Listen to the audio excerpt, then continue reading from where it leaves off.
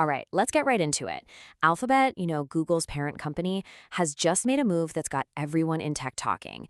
News just broke about its plans for its AI chatbot Gemini, and wow, it really hints at a huge shift in how we're all going to be interacting with artificial intelligence. So, we're going to break down what this means for Google, for its competition, and what it means for us. So, what's all the fuss about? What is this big news that's causing such a stir? Well, it really boils down to a pretty simple but kind of profound idea. This is the question on everyone's mind. The very idea that our private conversations with an AI could become the next big space for advertising, well, it sent a shockwave through the industry. And it's all because of these new reports about Google's plans for Gemini. And look, this isn't just some vague rumor. We're talking about an analyst note citing a report from Adweek confirming that Alphabet is already talking to advertisers. The plan is right there in black and white. Roll out ads directly into Gemini chats by 2026. A leak like this, confirming such a major strategy shift, was absolutely bound to make some waves in the market. And it did.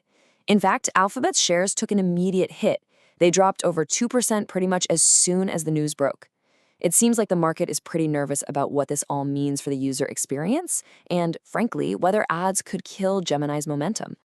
So that really begs the question, right? Why would Google risk annoying all of its users and spooking investors by shoving ads into its shiny new AI tool? Well, it all comes down to a classic business problem. It's a choice between two totally different ways to make money. On one side, you've got the subscription model. You charge, say, $20 a month, and you get a lot of revenue from each person who pays. The problem? Most people just won't pay. Then you have the other side, the ad-supported model. You make way less money per user, but you can give your service away for free to literally billions of people. And if you want to see just how real that subscription problem is, look no further than this number. Check out OpenAI's ChatGPT, a huge competitor. Reports are suggesting that only about 5% of its massive user base actually pays for the premium service. That means 95% of all those people are on the free tier, and that's a lot of potential revenue just sitting there. So what's Google doing? They're just running the same playbook that turned them into a titan in the first place. They know most of us won't pay a monthly fee, but they are absolute masters at making money from free users. I mean, think about it. Google already makes an average of $44 per user from search ads alone. So applying that same ad-supported model to AI, well, that's what analysts are calling the optimal strategy for taking this thing global. To really get why Google is so confident about this strategy, we need to take a look under the hood at the immense, almost unbelievable power of the businesses it already owns. You see, in the world of finance, analysts have this term called an economic moat.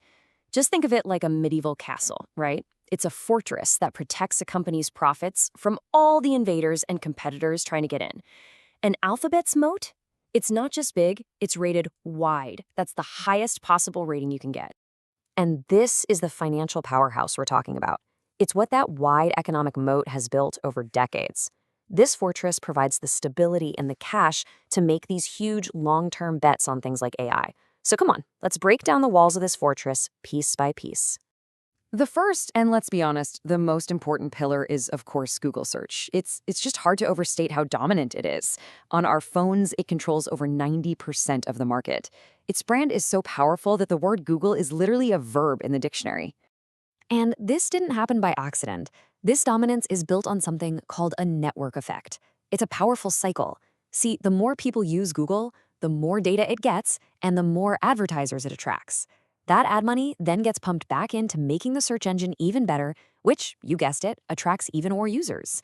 It's a cycle that just keeps feeding itself and getting stronger. Okay, pillar number 2, YouTube. We're talking about a video streaming giant with over 2 billion monthly active users. Just let that number sink in. And just like search, YouTube runs on its own incredibly powerful flywheel. That massive audience attracts creators. Their content brings in even more viewers and more watch time. That watch time attracts advertisers. And that ad money allows YouTube to invest in huge deals like the NFL Sunday Ticket, which brings in, you guessed it, even more viewers. You're seeing the pattern here, right? Now for the third pillar, and this one is maybe the most underrated, Android. It's the silent giant, the operating system that runs on more than 2/3 of all smartphones on the entire planet. What this does is it creates this virtual duopoly with Apple's iOS. I mean, think about it. If you're an app developer, you have to build for Android and iOS because that's where all the people are. And because all the apps are there, users like you and me have no real reason to leave. It's a lock-in that makes it almost impossible for a new mobile operating system to even get started. But even the strongest fortress isn't invincible. Alphabet is actually facing two very real, very significant threats to its empire. The first threat comes from governments. You know what they say, with great power comes great scrutiny.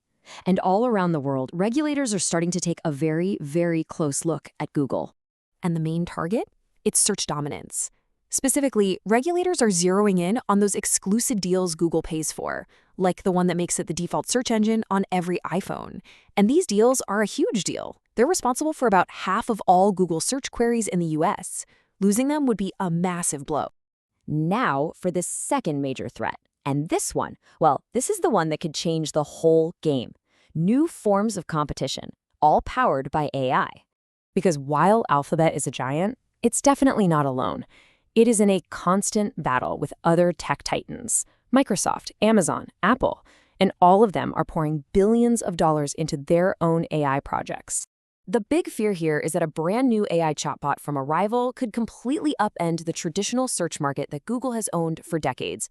The analysts' bear case, their worst-case scenario, actually models Google's search sales going down as it loses market share. But there is one thing protecting them. Building a competing search engine from scratch is described as cost prohibitive. It creates this massive barrier that keeps most new challengers out. Okay, so let's pull all of this together. What does this all mean for the future of a company that is so deeply woven into the fabric of our daily lives? At the end of the day, Alphabet is making a huge bet. They're betting that the same advertising playbook that built its empire can work all over again in this new world of AI. They're betting that we, the users, will accept ads in our AI chats in exchange for getting more powerful tools. And that really leaves us with the final critical question for the future of the internet. Are they right? Is a smarter, more helpful web worth the price of admission? That's the billion-user question they're hoping they've got the answer to.